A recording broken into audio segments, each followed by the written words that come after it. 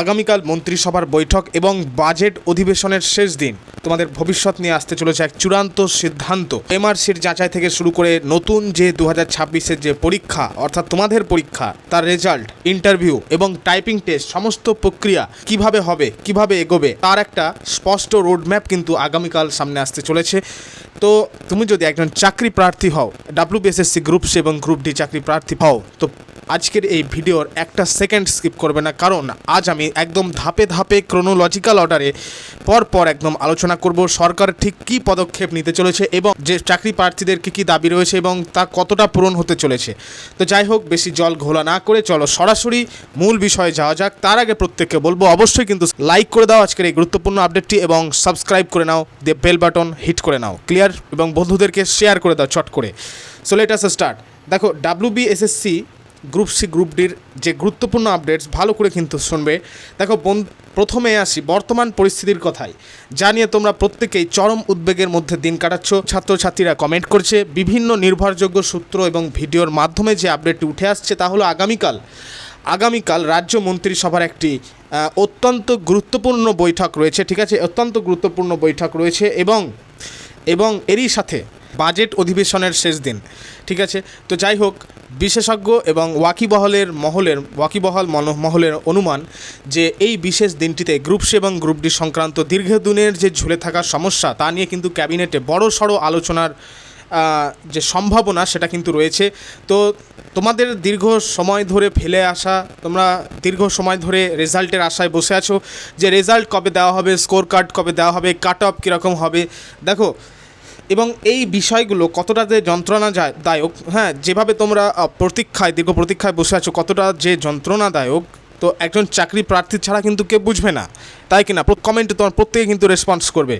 দেখো, পরিস্থিতি এখন এমন এক জায়গায় গিয়ে দাঁড়িয়েছে যে পরীক্ষা ইতিমধ্যে সম্পন্ন হয়েছে, এমনকি উত্তরপত্র মানে আনসার কিও কিন্তু প্রকাশ হয়েছে, প্রভিশনাল আনসার কি, কিন্তু তা সত্ত্বেও এখনও পর্যন্ত সরকারের তরফ থেকে কোনো রকম অফিসিয়াল বা চূড়ান্ত কোনো রকম আপডেটস কিন্তু আমরা দেখতে পাইনি। তো এই অফিসিয়াল ঘোষণার অভাবেই কিন্তু তৈরি হয়েছে আমাদের প্রত্যেকের মধ্যে এক তীব্র অনিশ্চয়তা। ঠিক কি ঠিক না অবশ্যই কিন্তু কমেন্টে প্রত্যেকে রেসপন্স করবে। কিন্তু আগামীকাল এই যে জট, মানে এই যে তোমাদের দুশ্চিন্তা, আশা করা যায় 90% আশা করা যায় কিন্তু অনেকটাই কাটবে, কারণ আগামীকাল গুরুত্বপূর্ণ আপডেটস কিন্তু আসতে চলেছে। সো প্রত্যেক যারা এখনও পর্যন্ত সাবস্ক্রাইব করনি, অবশ্যই কিন্তু সাবস্ক্রাইব করে নাও, কারণ আগামীকালের গুরুত্বপূর্ণ আপডেট সম্পর্কে কিন্তু জানিয়ে দেওয়া হবে। তো যাই হোক, এখন প্রশ্ন হচ্ছে যে আগামীকাল যদি সরকার কোনো সিদ্ধান্ত নেয়, তবে পরীক্ষার্থীদের ঠিক কোন দাবিগুলোর দিকে নজর দিতে হবে। দেখো, একজন উপস্থাপক বা একজন শিক্ষক বা একজন পরীক্ষার্থী হিসেবে আমরা আশা রাখি যে সরকার এবার অত্যন্ত ছাত্রছাত্রীদের স্বার্থে সঠিক এবং ন্যায়সঙ্গত যেন সিদ্ধান্ত নেয়। এবং ইতিমধ্যে নানা রকম খবরাখবর থেকে পাওয়াই যাচ্ছে যে সরকার কিন্তু ন্যায়সঙ্গত যে স্টেপসগুলো সেগুলো কিন্তু নিতে চলেছেন এবং সেভাবেই কিন্তু কাজকর্মগুলো এগিয়ে চলছে।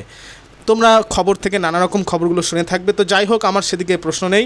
দেখো, চাকরি প্রার্থীদের যে মূল দাবি, সেগুলো প্রথম দাবি হিসেবে যেটা আমাদের দাবি, যে 2016 সালের নিয়োগ প্রক্রিয়া যারা সম্পূর্ণ যোগ্য এবং সৎ উপায়ে চাকরি পেয়েছিলেন তাদের চাকরিতে বহাল রাখা হোক, ঠিক, এবং অন্যায়ভাবে যে কোনো যোগ্য প্রার্থীর ভবিষ্যৎ নষ্ট না হয় এদিকে কিন্তু মানে সরকারের নজর রাখা উচিত। ঠিক, প্রত্যেকে কিন্তু রেসপন্স করবে। ঠিক আছে, প্রত্যেকে রেসপন্স করবে কমেন্টে।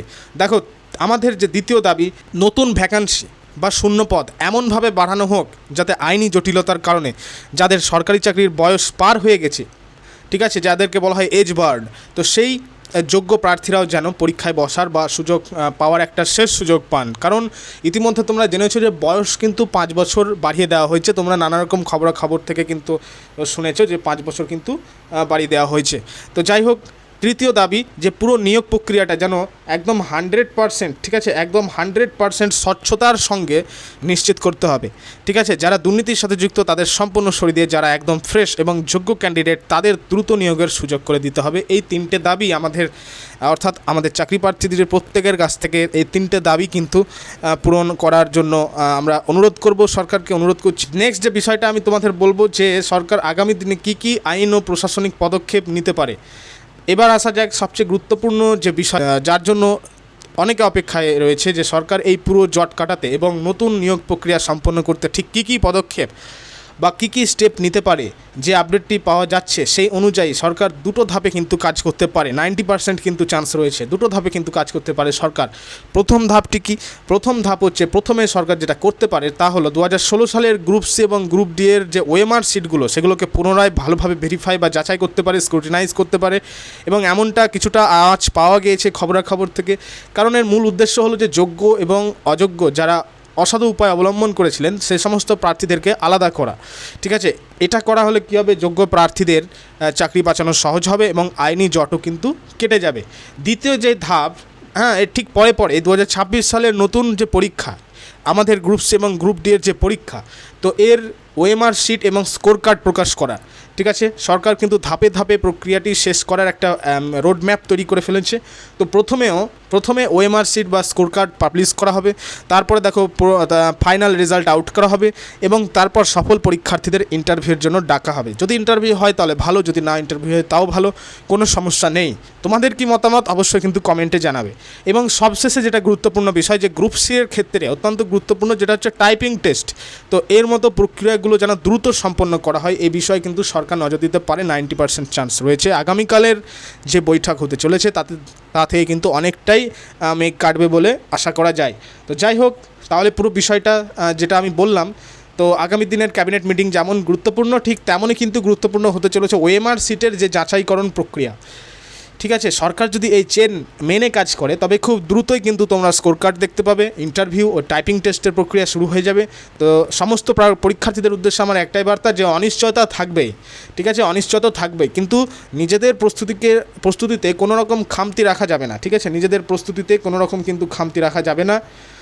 বিশেষ করে যারা গ্রুপ সি এবং গ্রুপ সি পরীক্ষার্থীরা রয়েছে তারা এখন থেকেই কিন্তু টাইপিং টেস্ট কিন্তু ভেরি ইম্পর্ট্যান্ট। যারা গ্রুপ সি ক্যান্ডিডেটসরা রয়েছে এবং বেসিক কম্পিউটার নলেজও কিন্তু খুবই ইম্পর্ট্যান্ট। পাশাপাশি যারা গ্রুপ সি পরীক্ষার্থী রয়েছে তারা এখন থেকেই টাইপিং টেস্টের প্র্যাকটিস শুরু করে দাও, যারা এখনও শুরু করোনি, কারণ রেজাল্ট বেরোনোর পর কিন্তু আর বেশি সময় হাতে পাওয়া যাবে না। তো যাই হোক, আমরা প্রত্যেকে আশা রাখছি আগামীকাল সরকার ছাত্রছাত্রীদের এই ন্যায্য দাবিগুলো মেনে নিয়ে একটি ইতিবাচক ঘোষণা করবে এবং এ বিষয়ে পরবর্তী যে কোনো অফিসিয়াল আপডেট বা খবর আসা মাত্রই এই চ্যানেল থেকে তোমরা সবার আগে আপডেটগুলো কিন্তু পেয়ে থাকবে। তো যাই হোক, সবাই ভালো থাকবেন, প্রস্তুতি কিন্তু জারি রাখুন। ধন্যবাদ। আর হ্যাঁ, অবশ্যই কিন্তু এখনও যদি সাবস্ক্রাইব করতে গিয়ে ভুলে থাকেন অবশ্যই কিন্তু সাবস্ক্রাইব করে বেল বাটন প্রেস করে নিন, কারণ আগামী দিনে কিন্তু বহু ইম্পর্ট্যান্ট আপডেটস আসতে চলেছে। আর বন্ধুদেরকে এক্ষুনি এই গুরুত্বপূর্ণ বার্তাটি শেয়ার করে দিন।